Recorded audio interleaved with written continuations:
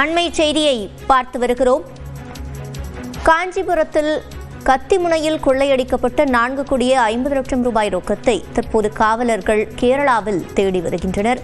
ஏற்கனவே இது தொடர்பாக 5 பேர் கைது செய்யப்பட்டிருக்கும் நிலையில் மீதமுள்ள 10 பேரை தேடி வருகின்றனர். கூடுதல் விவரங்களை செய்தியாளர் சந்திரசேகரிடம் கேட்கலாம். சந்திரசேகர், விவரங்கள்.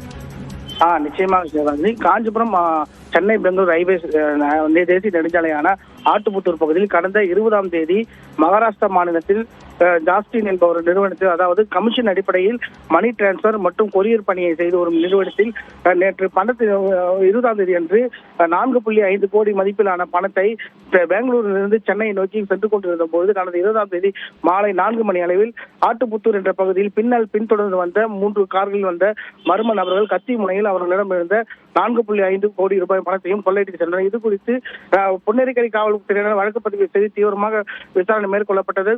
கொள்ளையர்கள் கண்டுபிடிக்காத காரணத்துக்காக மாவட்ட காவல் கண்காணிப்பாளர் சண்முகம் தலைமையில் 5 தனிப்படை அமைத்து தீவிரமாக விசாரணை மேற்கொள்ளப்பட்ட நிலையில் செல்போன் சிக்னல் அடிப்படையில் செயல்பட்டு வரும்போது கடத்தலில் ஈடுபட்ட நபர்கள் கேரளாவில் பதுங்கி இருப்பதாக தெரிய வந்தது. அடிப்படையில் 5 தனிப்படை கொண்ட போலீசார் கேரளாவில் உள்ள பகுதியில் தொடர்ந்து சோதனை மேற்கொள்ளப்பட்டிருந்த பொழுது கேரளா மாநிலத்தில் திருச்சூர் மாவட்டத்தைச் சேர்ந்த சந்தோஷ் மற்றும் சுஜிலால் ஆகியவர் பணத்தை திருடியதாக தெரிய வந்த நிலையில் அதற்கு அடிப்படையில் அவர்கள் நண்பருடன் சேர்ந்து 5 நபர்களை கடந்த சனிக்கிழமை அன்று கைது செய்யப்பட்டு நீதிமன்ற காவலுக்கு உட்படுத்தி தற்போது கஸ்டடி எடுக்கப்பட்டு விசாரணையானது மேற்கொள்ளப்பட்டு வருகிறது.